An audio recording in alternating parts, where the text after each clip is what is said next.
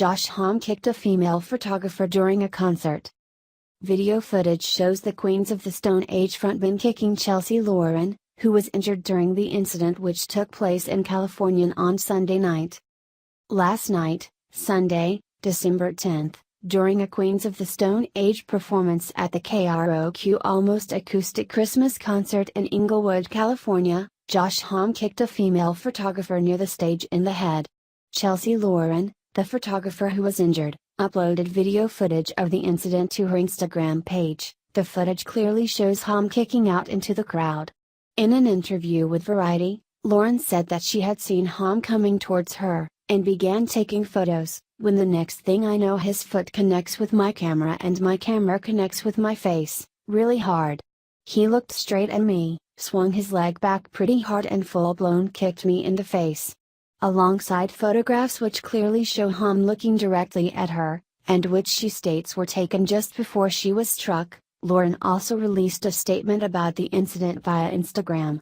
She wrote, "I was where I was allowed to be, I was not breaking any rules. I was simply trying to do my job.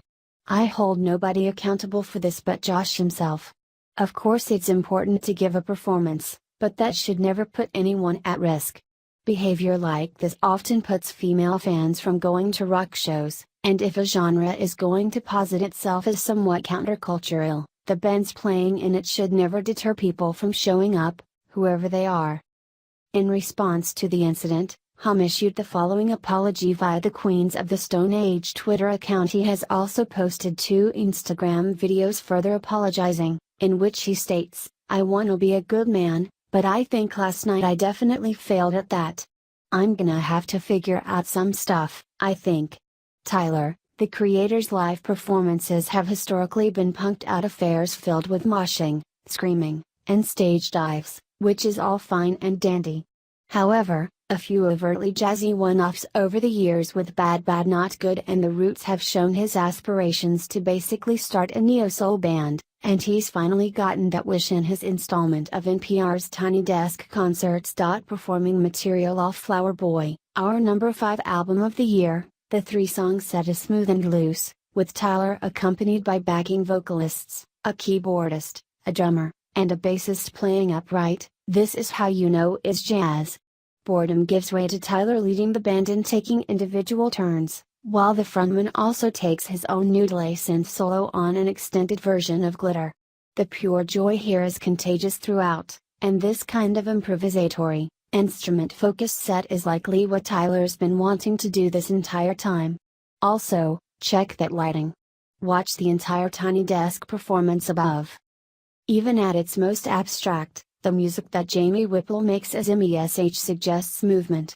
Over the last half-decade that he's been working on the moniker, he's immersed himself in herky rhythms and busted up takes on electronic music tropes, often loping along in an ungainly gait, but moving nevertheless. His twitchy debut LP Piteous Gate came out in 2015 around the peak of a mainstream fascination with a group of producers who gnawed at the conventions of club music and presented something a little stickier and malformed. Last year's Damaged Merc was a collection of 4 absurdist dance tracks made in gratitude for all the amazing dance music other people have made over the last few years, but even its motions were deliberately unwieldy. He proudly announced in an interview that Critical Thirst had one of the dumbest bass lines ever. The second M.E.S.H album, Hesitix, came out last month, further stretching the project's connections to dance music. There are extended passages of dreary drones, drums are few and far between. It's not quite an ambient record, but it's a more subtle, slowed down effort from Whipple. And still, you can sense the motion it prescribes. Tracks like the opener Namor Minkola punctuate the stillness with synthetic swoons, whirling like a music box ballerina that's slowly losing momentum. More percussive numbers like Signal Ride drum gallop ominously, like mech gazelles running awkwardly through open fields.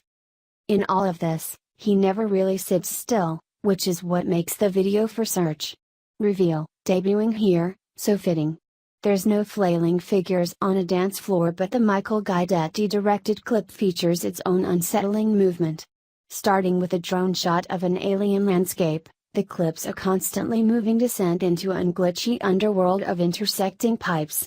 It moves at a strange pace, flying by and creeping along in unison with the cardiac arrhythmia pulse of its off-kilter snare and wheezy instrumental.